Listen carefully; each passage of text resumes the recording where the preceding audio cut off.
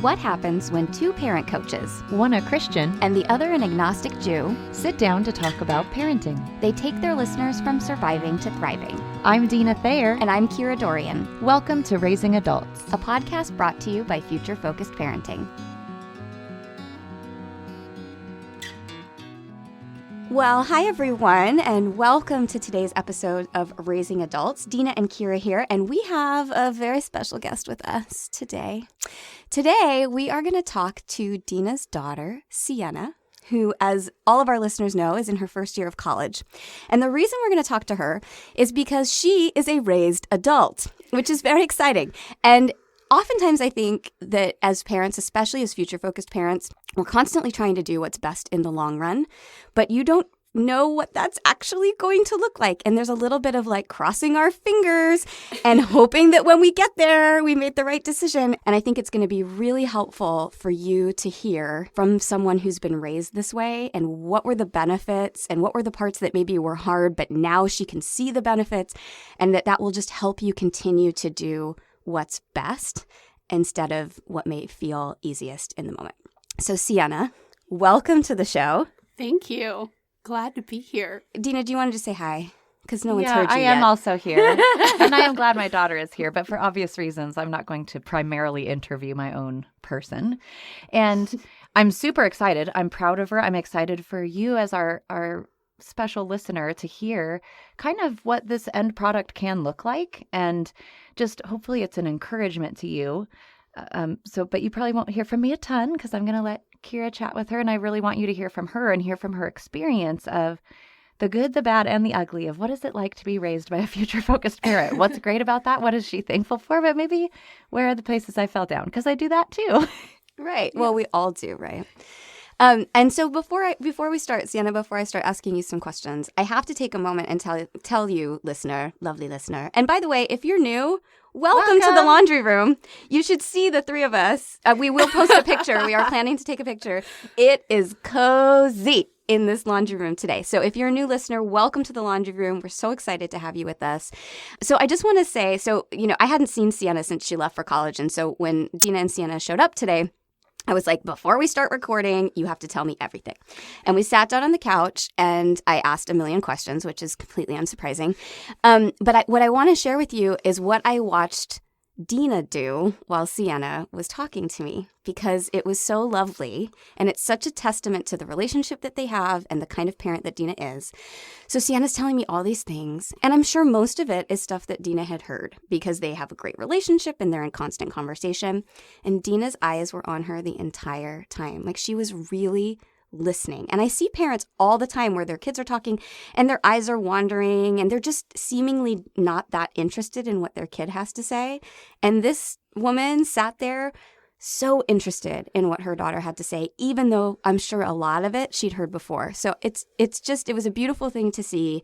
And I just encourage you, listener, to really give some thought to that active listening. Are you actively listening to your people? Because even when they're tiny, that active listening is going to turn into them wanting to tell you things, which is why Cienna and Deana have this beautiful, filled with conversation relationship. So, on that warmed my heart. On that wispy note, Cienna, tell us a little bit. How's college going? Let's just start there. It's going great. It's been really beautiful. It's been really fun. I've realized a lot of things. I'm excited to talk about them. Tell me something that surprised you. Oh my gosh, I'm going to sound like you guys scripted me here, but maybe that's the goal. It's been really surprising to me to see for the first time how my family is different than other people's families. And a lot of my friends have wonderful relationships with their parents too, but there is something distinctive about mine. I'm sure you guys would say that's the future-focused bit, but that's actually honestly been one of the things that's been the most surprising, is getting to see my family through other people's eyes for the first time, because I grew up around people who have known me my whole life. I went to a tiny little school. I don't know if my mom's talked about it, but almost everyone there had known me since I was 5. And so my family was not weird to anyone there.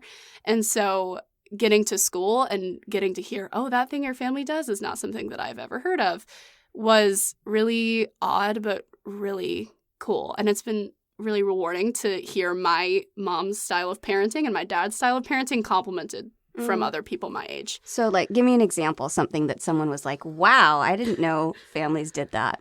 I think I can think of two. The first time I either said something or someone actually overheard this happening, but I said something about talking to my mom about sex and about relationships, and especially my female friends were very surprised by the fact that my mom and I have open conversations around relationships and around our bodies. And I think a lot of that came from the fact that my mom is a birth worker, and I never shut up about that. Anyone at school will know. I'm like, hello, my name's Cienna. My mom's a doula. But that was something that really surprised people, was the fact that we have open conversations around that. And then the first time I got on the phone with my dad and I said what had happened in my day, exactly how it had happened. And I was with my friends and they said, you didn't cut anything out. Like, they were with me the whole day and they knew that what I said to him was actually what I thought. And it was the same way that I would tell my friend a story at dinner. That's how I tell my dad stories over the phone. And those were one for each parent that I think were surprising. I think that's great, and such a testament to both your parents that they've created these open dialogues, a safe space for you to talk. So here's my question about that specifically. What do you think they did that led you to that? What were the choices that were made when you were maybe even small that you can look back and be like, it's because of those things that I felt like I could talk about my day, I could talk about sex, I could ask questions? I think, honestly, before your kid will talk to you about anything, you have to talk to them about it. And I think that I was raised in an environment where my parents were starting conversations, and so I felt like I could start them at this time in my life. So it started when I was 4, and my mom brought out the dorky sex books. I don't remember what they were called. Do you remember what they were called? I think they were called the dorky sex books. Yeah. Oh, no, that's the official title. But it started by my mom having those conversations with me so that now, as an adult, I can come to her with my stories and my questions. And by my dad not filtering things with me. Obviously, some things aren't appropriate to talk to your kid about, but I think I was watching my dad treat me like someone who was worthy of having a conversation and who was capable of having a conversation. And I think I would watch him tell things to his friends, and I knew that if he were to tell me that, not a lot would look different. And I think that that's really important, to treat your kids like, A, they're capable of talking to you, and B, they're worth talking to.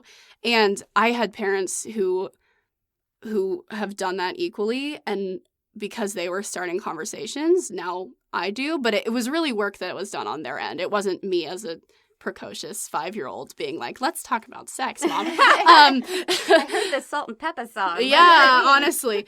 No, it was 100% work that they did. That's awesome. Okay. So then what are the things, as you kind of come into your own adulthood, you're on your own, what are some of those future-focused choices that your parents made that you're really reaping the benefits from now? Not so much in relationship with them, but at school, even compared to other kids or not, just things that you're like, wow, that my mom or my dad was thinking about that when I was 6 or 7 or 8, and I can see now in college how that's paying off. The main one that I can think of is the fact that I haven't had rules since I was 16. That was the biggest thing. The first time someone said your parents' parent, weird but cool, was because I told someone I don't have rules, and I haven't since I was 16. And then I explained how it had happened, which I'll explain in a second. And the friend that I was talking to said, I'm going to do that with my kids. And that has happened so many times where I've talked to someone at school and about a decision that my parents have made, and they've said, and they've literally written it down and said, I want to do that with my kids. And I just make it sound like all I do at school is geek out about my parents' parenting, which I would say is not true, except that it pretty much completely is. But I think that decision, which is one that, my parents had to make together. My mom can't make a decision about me not having rules and then, not include my dad, because it would be really awkward for me to not have rules at my mom's and then go over to my dad's and still be treated like a kid. And so that was something that he chose to lean into as well. But with something like that, you can't just suddenly take away rules at 16. And so I watched her for years have these contracts. She had these lists of rules starting when I was 12 or 13, I think, that laid out explicitly, these are the rules that I still had to adhere to. And so every year for 4 or 5 years before I actually got complete freedom, I was gaining more and more. And so it wasn't something that happened all at once. I was watching her make intentional decisions about, now you have control over your phone. Now you have control over transportation. And with every freedom that I got, I was also getting more responsibility.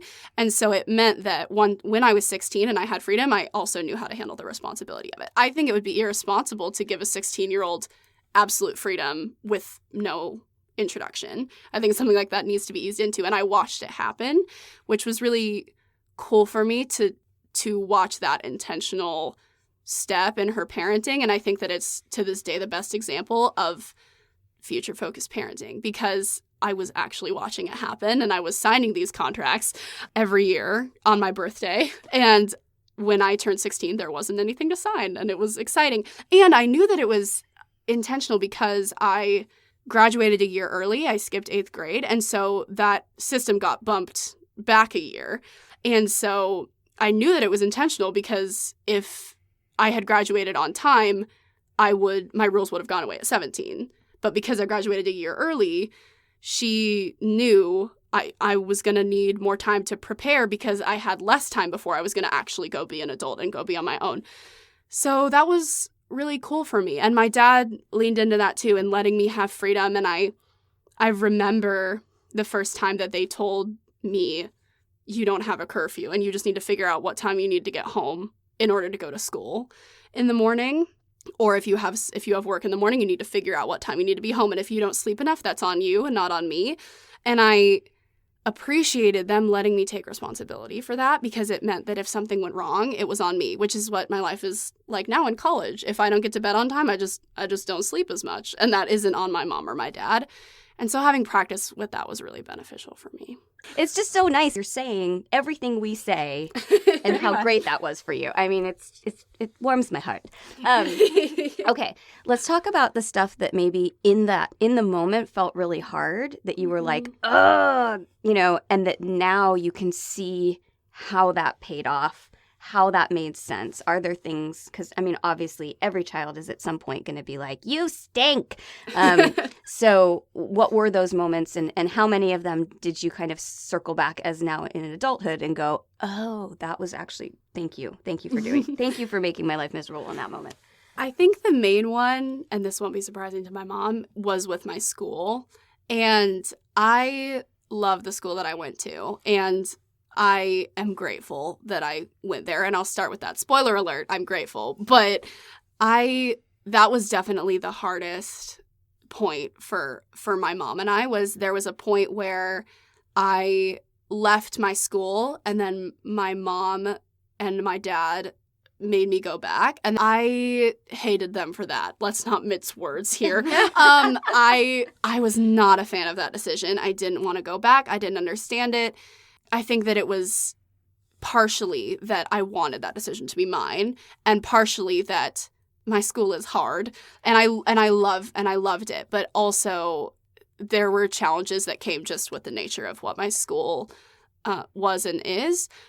But looking back, I think this speaks for itself, that the next year they gave me the decision of where I went to school. That was my junior year, and I chose to stay at that school. I think that speaks for itself. And then also that now, again, anyone who listens, I'm like, let me talk to you about parenting, birth work, and my school. But I loved my school, and we got to a point, I think, right before I graduated, where finally I was like, thank you for making me go back, because there was really not a better place for me to have been for the last 3 years of my high school. But it took me until the middle of my senior year to actually be able to admit that. And I could not have graduated from anywhere else. That school made me who I am. But it was not easy in the moment, and I hated her for it, I'm not going to lie. So how was it presented to you? Because, you know, I know that you guys have such a great dialogue, and, you know, Deana and your dad are not, you know, authoritarian parents, right? So how did they present to you? Like, we're hearing you, you know, you're almost fully grown, but we have to make this decision. How was that presented, and how did you then respond to that, even though you hated her? Was there a part of you that there was enough trust there? You know, do you understand what I'm saying? Yeah. Like, I just want to hear like how that all went down.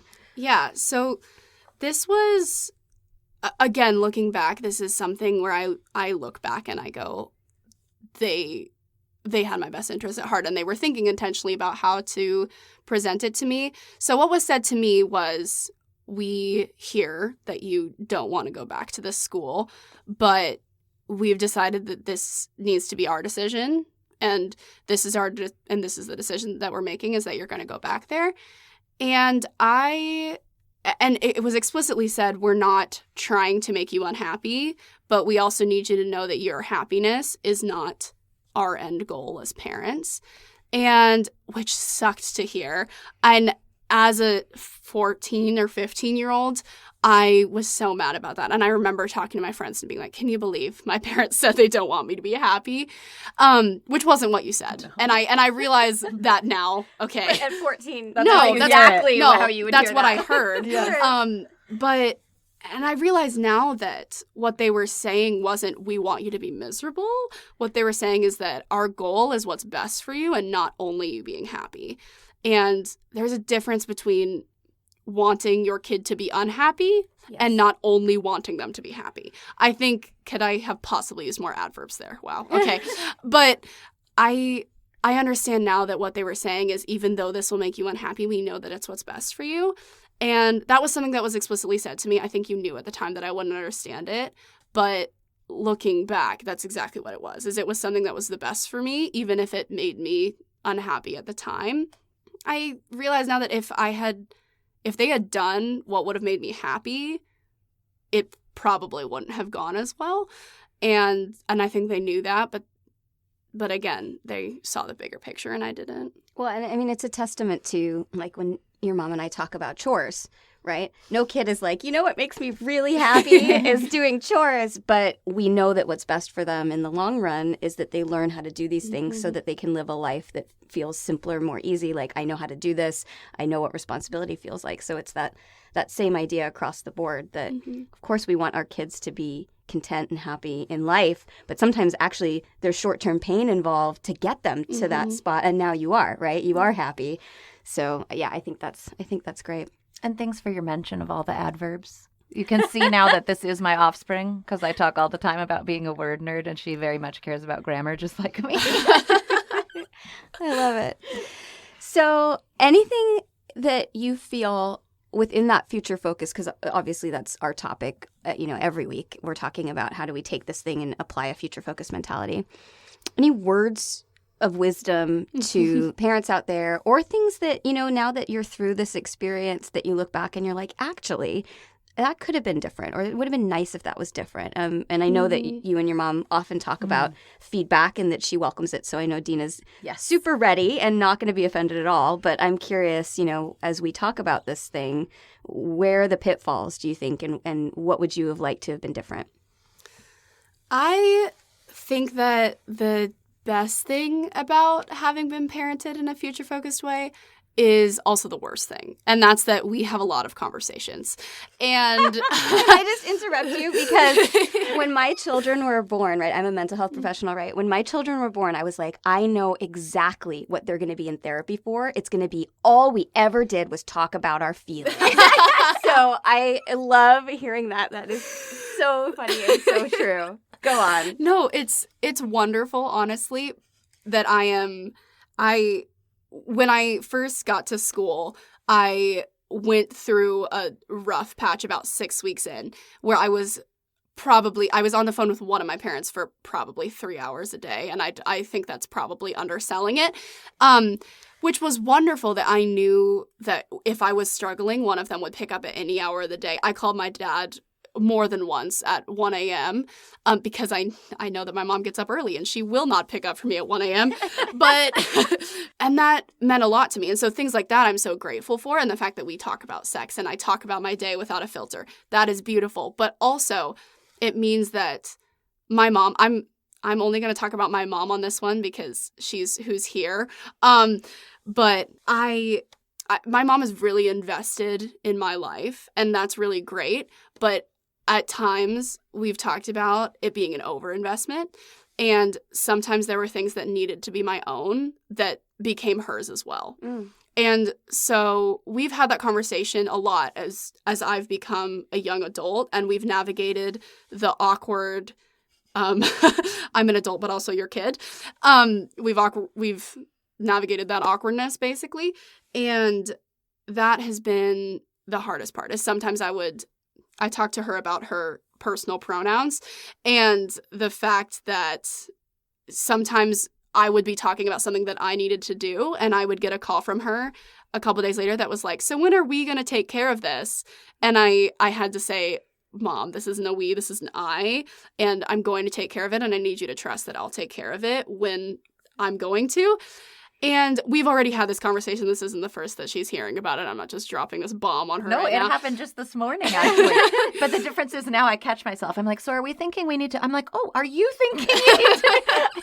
I think my favorite part about this is that we are back in like word nerd No, land. we're back like in the two of pronoun you are land. having this conversation. It's about pronouns, Mom, the pronouns. And, oh But my we gosh. do, I mean, as communication people, we do really believe words are how you create meaning. Yeah. And so it's important to me that I'm being a helpful meaning maker with her. And so I had to pay attention to that. Like, it's not a we anymore. She's over there 300 miles away making her own decisions. So I don't get the same vote. Yeah. So I'm sorry. Did you finish your thought? Yes. Okay. So I'm curious then, Deana, from your perspective, hearing that, what do you look back on and where do you see that? And where do you feel like, oh, I can see how that spot, or I wish I'd overall done that a little differently. Any thoughts on that? Yeah, it's really hard to pull apart for me, but here's the main one, is that when she talks about overinvestment, for me, what that looked like is when things were happening for her, I was getting worried about the reflection on me or how it would present me as a parent, instead of going, you know what, as I teach her to, in my opinion, maturity is twofold. It's making decisions and taking responsibility for what comes of those. And so I wasn't really letting her own maturity if I was worried about the fallout of a decision impacting me. And so that's where it leaks over, and instead of just being concerned for how that goes for her, going, oh, also, how does that boomerang back? And we have to realize, separating out, oh, you know what, that's my issue, and I need to remove myself from that. It's very hard. This sounds really hard. I'm just making normal sentences, but it's not an easy thing to do. And so it's a slow, like, extrication process. And for me, I think it's like the pronouns are one of the last things to go. It's like, because we were we for a long time. What are we going to do? She still lived under my roof or was dependent on me for transportation or paying for an activity or whatever. And now it's not the same. It's interesting because my kids being so much younger, I am so aware of that and constantly trying to juggle that. And especially as a parent coach, oh my goodness. It's like you go out in the world and you tell people you're a parent coach and your kid just acts like, I don't know, an 8-year-old. And suddenly you're like, oh, I'm a parent coach and my children are supposed to be perfect, but they're not perfect. And is it a reflection on me? And da-da-da-da. And it gets really complicated. Even if you're not a parent coach, it gets really complicated because it is really easy to feel like our kids are a reflection of us. And let's be honest, actually, in some a ways lot of they ways are. they are. So where's that line between, yes, they're a reflection, but they're also their own people? Thoughts, Cienna? Yes, thoughts. I'm sitting over here. I'm like raising my hand and bouncing in my seat. But, oh yeah, I get to talk about Mark. This is the best part of my day always. So my brother and I have had some really interesting conversations since you guys have started this podcast. Oh, sorry. Because, and it's that exactly, but from the other side of there's pressure being the child of a parent coach.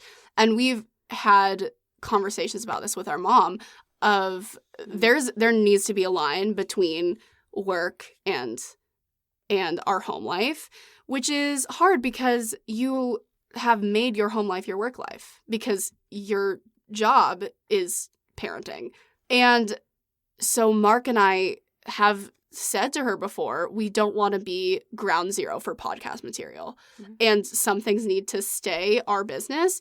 But Mark and I felt that because if we're struggling in our relationship with our mom, we don't want it to become a reflection on her career, you know? Mm-hmm. And that's a lot of pressure as a kid. And Mark and I have talked about that, about we want our business with our mom to be our business, but we also want her to succeed. And so we want her to look like a good parent coach, which means that we need to look like good kids. And that's just an interesting side note. And I think it's still something we're very much figuring out, but what a unique situation to be in as a kid. There aren't like support groups for kids of parent coaches, but maybe. But no, that's just been an interesting dynamic. And I think we're still figuring it out. And I think that on the whole, Mom does a fantastic job, but it's been a thing we've needed to talk about for sure. Yeah, I mean, your mom and I definitely have moments for both of us where we're trying to walk that line of protecting our children's privacy, protecting our privacy, being authentic, and still being good at our jobs. And that is very blurry and complicated. Messy. Yeah. But I will say this, like, off of what you said, like, you and Mark are great kids. Like, thank you. You're great kids. And no matter what complications come up, nothing changes the foundation of who you are as people. You're wonderful kids, and your mom is a wonderful parent and a wonderful parent coach. And whatever intricacies are existing in your relationships don't reflect on that. But it's easy to feel like it does, right? It's like, well, parent coaches must have perfect children, and they must be perfect parents. And I can tell you, the day I had 2 days ago will tell you that is not true. But yeah, it is an ever complicated thing. Oh, one more thing. Earlier you were talking about things that I noticed that my mom was doing, and I have actually never talked to you about this. Oh, that's exciting. Scary Drum roll. Scary sense. But I noticed the books you were reading. And that is... As you were growing up? Yeah. Oh. Yeah. And I have never talked about this with her ever, but I was seeing her read parenting books, and shepherding a child's heart, and then like shepherding a teen's heart, and then shepherding a young adult's heart. There's so much shepherding. but and just a plug for my mother. She does this with everything. I see her read books on everything. If there's ever something going on in our family, she's learning about it. And that's just a plug for you as a person and not just you as a parent. So anyway, my mom is great. But I was literally watching her learn about how to be a better parent to me. And as someone who's becoming an adult now, it is hard, y'all, to be motivated to learn about things that you don't need to learn about, especially because I'm in college. My mom walked in on me reading the other day, and she was like, reading for pleasure, right?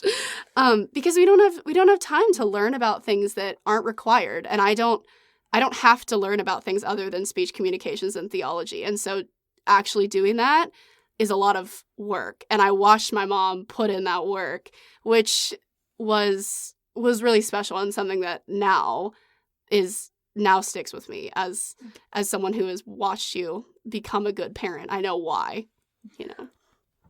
Well, now we're both crying. And... I'm fine. Listener, I just want you to note the chick that you're listening to today is 17 years old.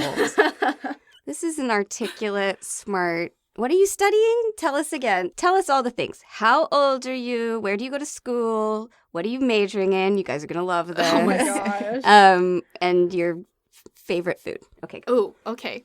Wonderful. I'm 17. I go to Whitworth University in Spokane, and my full major title is long. When I added my second major a couple months ago, I said the full title for one of my friends, and she said, "You need to never say that out loud again." Yet here we are. So I'm double majoring in communications on the speech communications track and theology on the history and culture track with a concentration in women and gender studies. And I'm minoring in biblical languages. So that's the big boy. I have a BFA in drama. Oh, gosh. Oh, my goodness. Favorite food? I don't know. Oh, yeah, favorite food. I do. What is it? Are you Well, I gonna know say your rice? favorite restaurant. Oh, Chipotle. Yes. My favorite restaurant is Chipotle. Awesome. All right. Well, as we wrap up, I would just like to hear if there's anything you'd like to say to your mom. And then, Deana, if there's anything you would like to say to your daughter. Oh, dang. I was really trying to avoid crying. That might not happen. Okay. Thank you for parenting me on purpose. I never felt like you were winging it, even though I'm sure you were at times. I'm not stupid. I know that there were times where you did not know what you were doing. But I think that as a kid, it's important for me not to feel like what was happening to me was an accident. And so even if it was, it didn't feel that way. And so actually, if I were to tell you one thing, it was that you did a good job. Dang it. Because I feel like you seem so confident in your work and in your life, but I have heard you say that you don't always think that you do a great job. And you really do, on the whole, do an amazing job of parenting Mark and I. And you didn't ask for this, but I'm going to say something to my dad, too. I said this to him the other day, so I wouldn't cry on the episode. Because I was like, I'm going on the podcast, and I don't want to cry when I say it on here. But my dad also did an amazing job of making me feel heard. And, like, the things that I had to say mattered to him. And they matter to both of you, which is really amazing. And also, thank you and Dad for not letting you guys' relationship impact Mark and I's lives. And I had divorced parents who cared about their kids more than their divorce. And that has been the thing in all of my parenting, my experience being parented, that has meant the most to me, is that you and Dad really put Mark and I first. And yeah, I'm going to stop talking so I stop crying. Okay. It wasn't fair. She got to go first. I know, So I had to sorry. work to hold it in so then I can make a sentence. Yeah. Good luck with that. But actually what I said earlier, it makes me glad you offered this opportunity, because I was like, oh, but I want to say this. And that is that even though it at times was an overreach and an overstep to be overinvested and to make my amazing high expectations for you end up feeling like pressure, Mm-hmm. I have to say that in all the ways that you do reflect me, I am so proud of that, because I'm so thrilled to have you out in the world as any sort of representation of the stumbling, bumbling job that I tried to do. So, I mean, you're an amazing person, and I am just so proud of you and proud that I had anything to do with that. So yeah, that's all. I love you. Oh, I love you too. Okay, so we're going to just mop up the puddles that are on the floor, listener. But thank you for being with us today. I really hope that it was helpful. I got to say, it was helpful for me. I have 8-year-olds. I'm still like, I know this works, but you want to have that faith that this is the conversation it's going to lead to, that your kid's going to want to be your friend and thank you and be grateful for the things that even though they were hard, and that you're going to feel proud of who they are and who you launched into the world. And I just think that Cienna and Mark are great examples of that, as are both of their parents, and what an incredible job that they've done. Especially doing that apart is a phenomenal testament to both of them. So thanks for being with us, Cienna. Thank you for having me and making me cry. We look forward. We will definitely have you on the show again. I know there's a couple topics you want to focus on and talk about, like what was it like to be parented around this particular topic in this particular way. And we're really excited to have you back. So thanks again. Well, listeners, if you have not yet subscribed to the podcast, please do on whatever platform you are listening on. And don't forget to follow us on Facebook or Instagram at Future Focused Parenting. For more information on us or for private coaching, you can go to futurefocusedparenting.com, and be sure to check out our shop section, because we've got those online courses on there too. Thanks so much for being with us. Raising Adults is produced by Kira Dorian and Deana Thayer, and today, Cienna Dumaoal, and is recorded in my laundry room. Music by Seattle band Hannah Lee. Thanks for listening.